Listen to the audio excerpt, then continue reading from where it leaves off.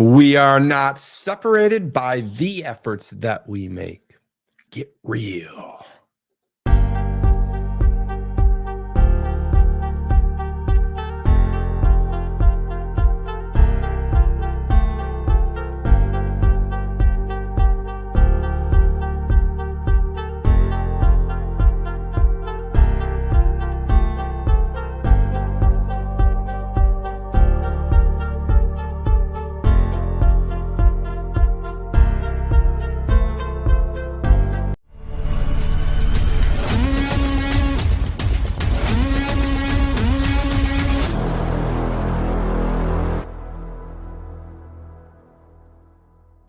We're clearly not separated by the efforts that we make. Clearly not separated by the efforts that we make. I want you to get real. I want you to understand today, this morning, I'm going to talk to you about getting real. I want to give you 15 minutes of fire. I want to encourage you. I want to inspire you. I want to motivate you, and I want to love you. I want you to understand that we are not here just for ourselves. We are here to share the gospel. We are here to share the good things in our life. And this morning, I want to share with you the goodness that I have to bring with you. Good day, everybody. My name is Todd, and I am the author of the books, The Brand, and the Attitudinal Disorder, Wired Differently. And this is my morning show, my afternoon show, my everyday show, Monday through Thursday. I love my job. I hope you love your job. So listen, I'm preparing for an event coming up this Thursday and Friday called Ignite. And I just wanted to pump you up a little bit. I wanted to share something with you this morning. I wanted you to understand what we got going on here. I just want to give you a little fire for this morning. Here we go.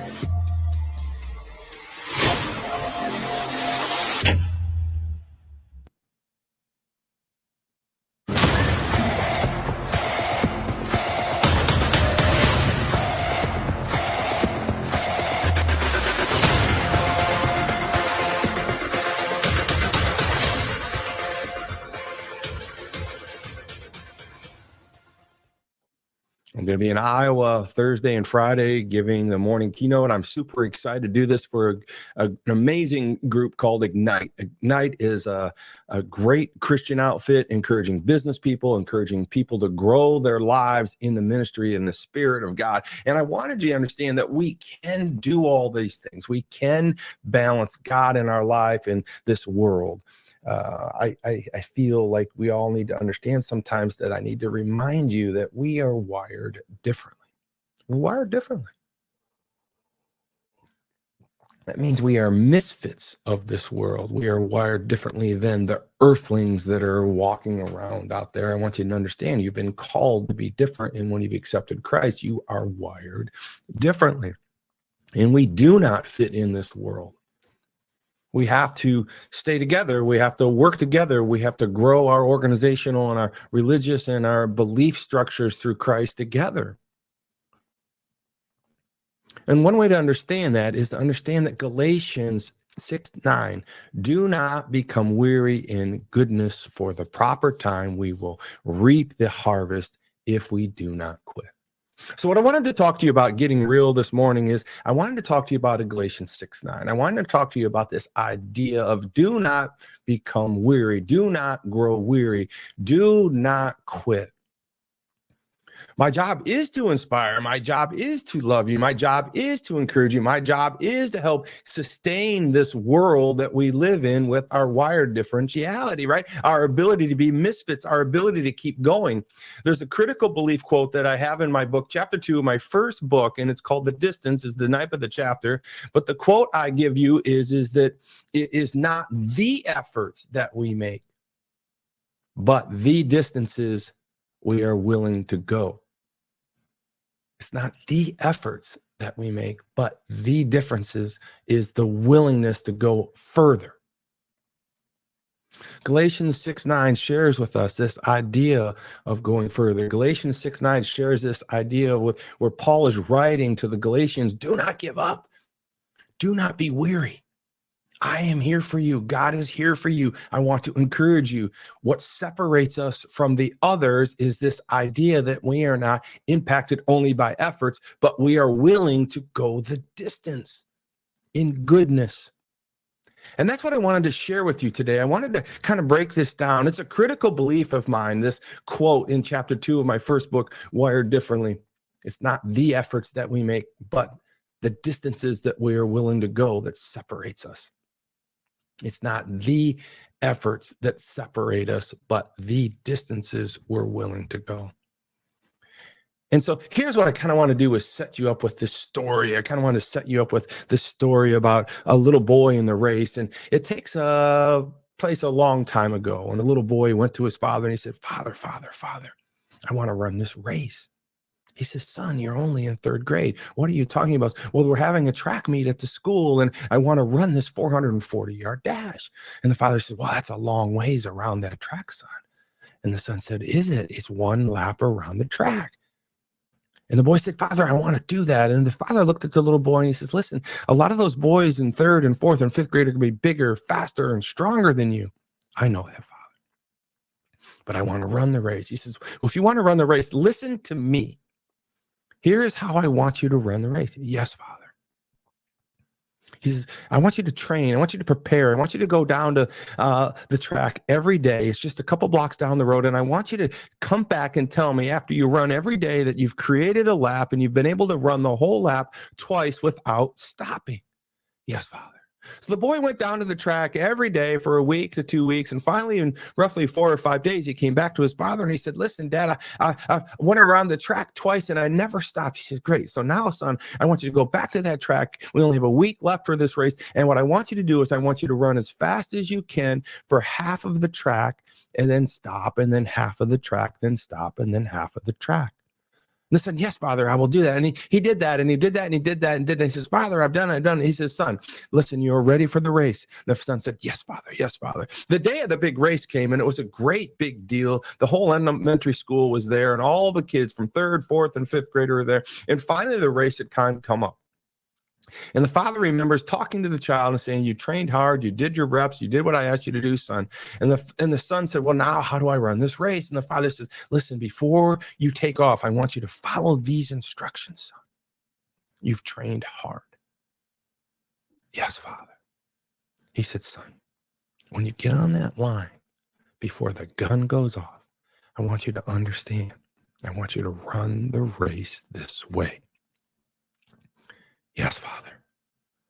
When the gun goes off, I want you to come out of the gates and I want you to be in the back of the pack.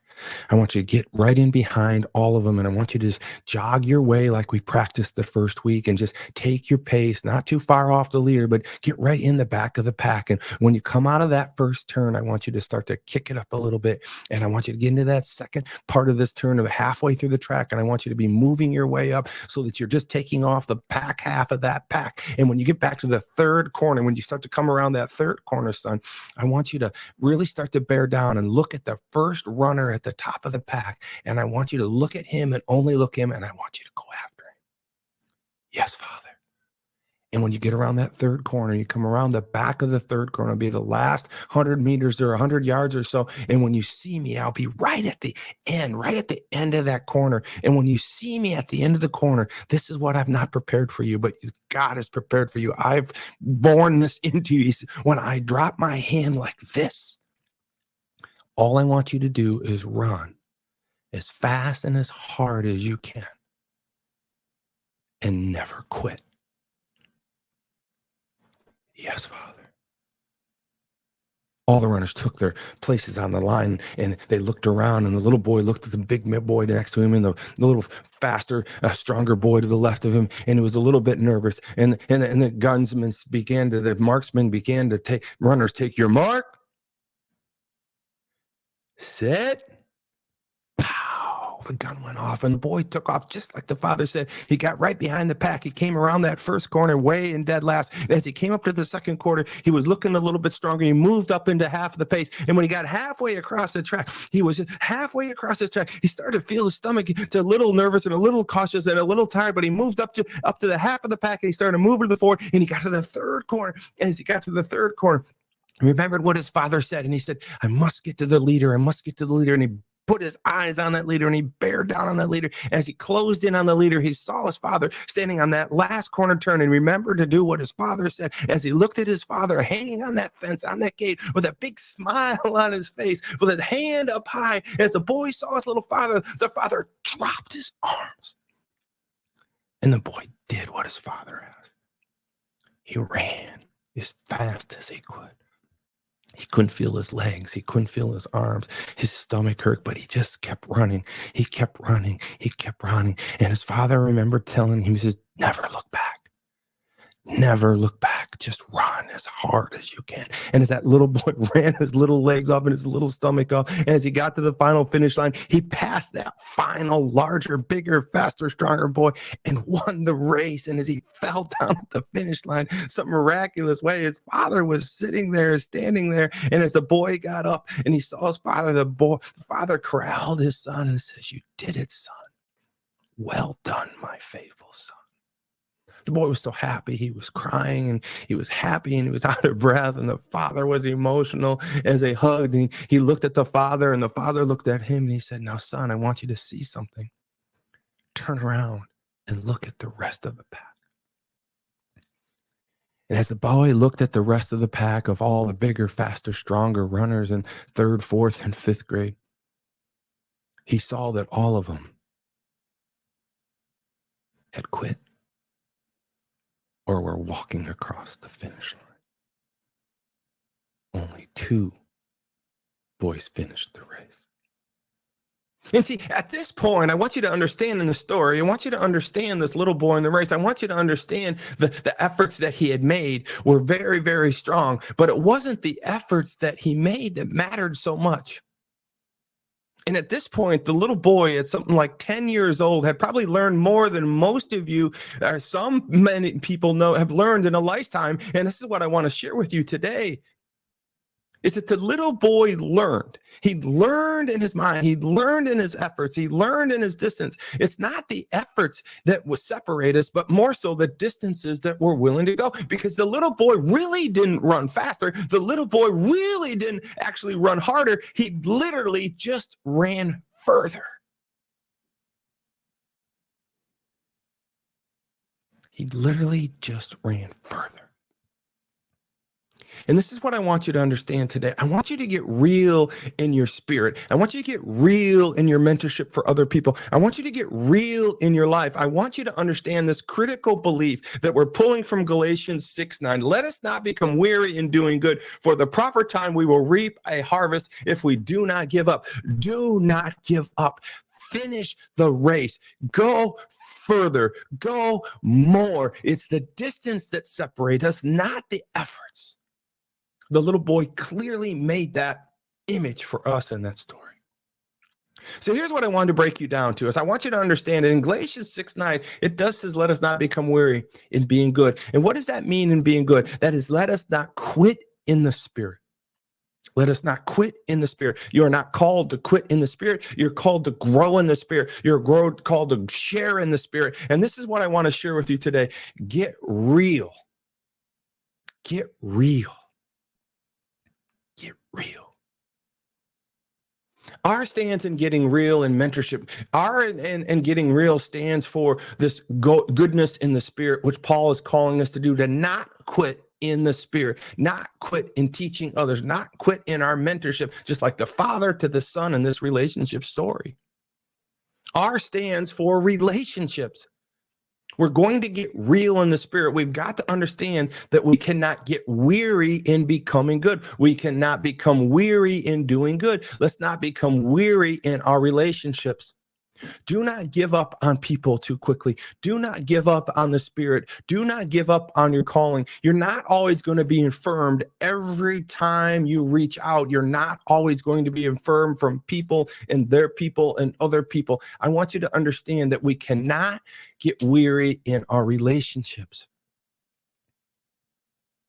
We are called to go the distance in our relationships. Great mentors, great leaders, great successful people do not get weary, do not quit in relationships. Number two, I need you to get real in equipping. And you need to understand that we are called to be equippers. We are called to be these leaders. We are called to be these successful people in God's word. We are called to mentor people in equipping. We cannot get weary in our relationships, and we cannot get weary in our call to equip and train and create these other people to grow up in the things around us that have made us successful. We cannot give up on relationship, and we cannot give up. We cannot grow weary on equipping. Think of a relationship right now. Don't give up on it. You're about to give up on something that could really be great, but you're called in the Spirit to not give up, not become weary in the goodness of the Spirit and in relationships. You're also called, don't give up on equipping that person. Who is that person that you should be equipping now? Who is that relationship that you're not going to be growing weary in? Number three, do not become weary. Do not give up in your attitude, right? Attitude. We need great attitude in the Spirit. We need great attitude and when things are tough. Listen, everybody has great attitude when they win the lottery. Everybody has great attitude when they're winning and making lots of money. Everybody has great attitude when everything's right at their feet. But great attitude, do not grow weary when times are tough. We can't grow weary when times are tough. Our attitudinal disorder of being wired differently as misfits means that we have stellar attitude when things are tough. We cannot grow weary in relationships, in equipping, and in attitude. And lastly, do not grow weary. Do not give up, my friends, in leadership.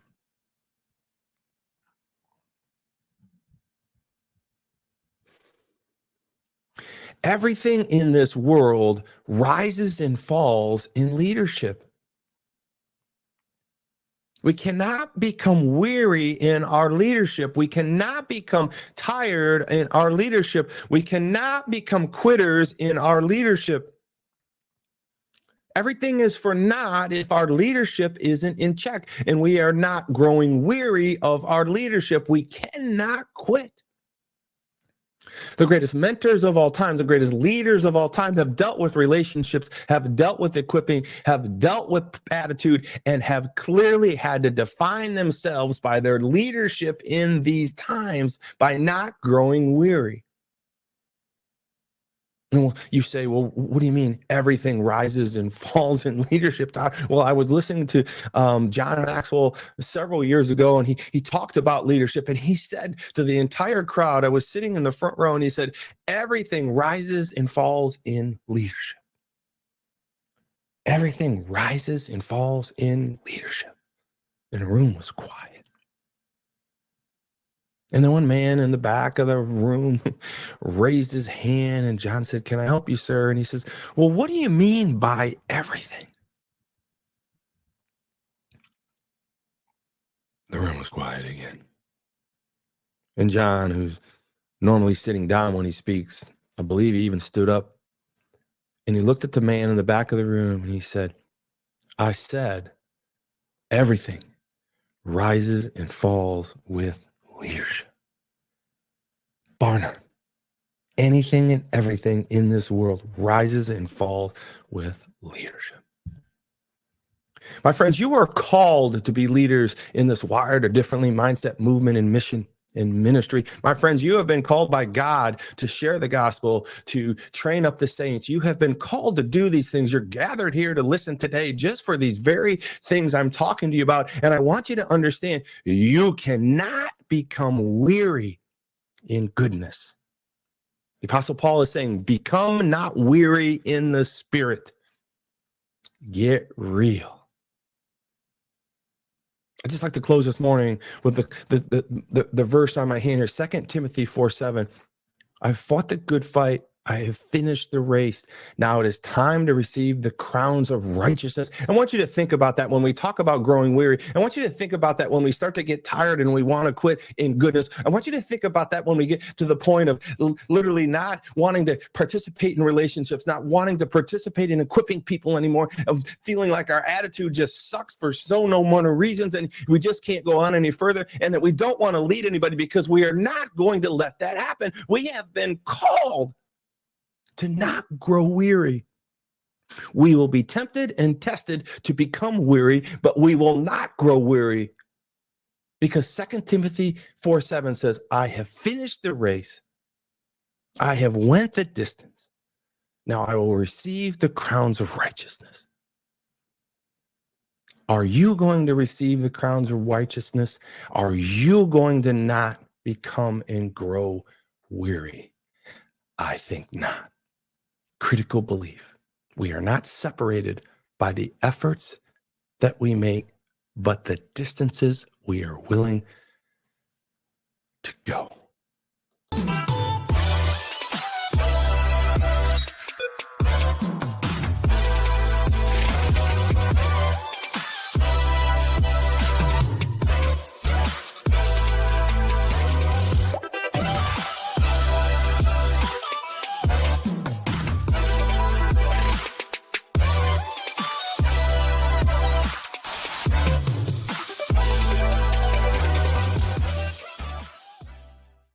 My good friends, we are not separated by the efforts that we make, but the distances we are willing to go. Critical belief and wired differently functional, our foundational thought process here. Galatians 6:9 says, do not grow weary in being good. Do not grow weary in being good. Do not grow weary in the spirit. Do not give up. God is calling us and saying, man, Todd, don't give up in relationship. Don't give up in equipping. Don't give up in attitude. Do not give up in your leadership. You will become weary. Do not grow weary. I am here for you. Hey, listen, get your t-shirts. I am wired differently. Get your hoodie, get your long sleeve sweatshirt. Go to wireddifferently.com. Show your faith. Put your jersey for God on. Come on now, somebody. Get to wireddifferently.com. Put in the promo code WIRED15 and get your shirts shipped to you directly within less than 2 weeks. I mean, they're getting out quick. We're doing a good job. Thank you, Chris. Thank you, Chad. Thank you, Heather. Thank you, Abby. Thank you, Jeannie, for the entire Wired Differently team. I love doing my show, and get ready for Ignite, because I'm going to be there Thursday night and I'm going to give the keynote kickoff Friday morning, and we are on. Love the opportunity, guys. Have a great day. I appreciate everything everybody's doing. Come on now, somebody. Be, do, and think different.